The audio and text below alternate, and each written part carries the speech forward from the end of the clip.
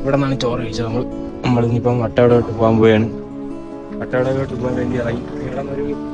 ഊണിന് 35 രൂപ, നെത്തോലി ഫ്രൈക്ക് 50 രൂപ. ഈ സ്ഥലം പറഞ്ഞത്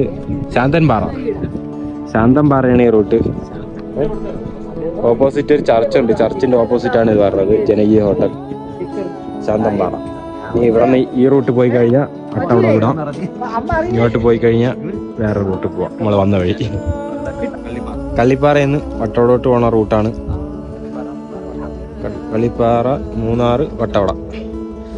അപ്പോൾ കണ്ടൊരു ലൊക്കേഷനാണ്. Nice place. ഞാൻ ഇതൊക്കെ കണ്ടിങ്ങനെ ആസ്വദിച്ച് നിൽക്കുകയാണ്. സ്വർഗമല്ലേ ഈ കിടക്കുന്നത്, സ്വർഗം.